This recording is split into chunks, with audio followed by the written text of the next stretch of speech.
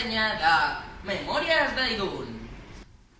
Aquesta saga és una saga escrita per Laura Gallego, l'escriptora dels llibres que hem recomanat en aquest canal recentment, que és Finis Mundi. Aquesta història va d'un nen que es diu Jack, que quan torna a casa després del col·le es troba amb un fet que farà conèixer l'Alsan i el Cheryl i la Victòria, que l'Alsan i el Cheryl venen d'un món que es diu Idun. La Victòria és de la Terra.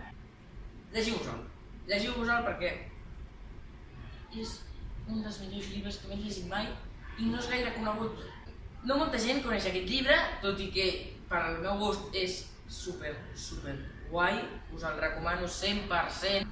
Ja vaig pel tercer jo, però són 3, doncs jo vaig pel tercer, encara no m'he acabat la saga. Espero que no em decedi al final. Al principi del llibre comença des del punt de vista del Jack, però a mica en mica, que hi ha més personatges, doncs hi ha alguns que tenen algun apartat d'algun capítol que ho expliquen ells, però no, la majoria del llibre està des del punt de vista del Jack o de la Victòria, i a vegades del Kirtash. Al principi del llibre no enganxa gaire, però a mesura que va... No sé si recordeu el meu vídeo, a partir de les 100 pàgines, i no és broma, a partir de les 100 pàgines, aquests dos llibres, t'enganxen molt, però molt. I quan dic molt és molt. Molt.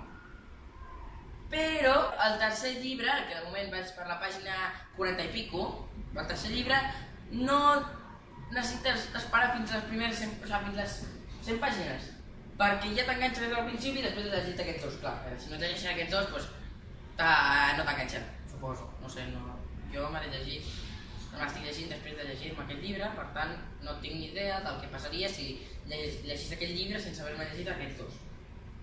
Uah, quin argumental, no? Bé, doncs, fins aquí la ressenya d'avui, espero que us hagi agradat i us llegiu els 3 llibres de Memòries d'Idun i ens veiem en el proper vídeo. Adeu!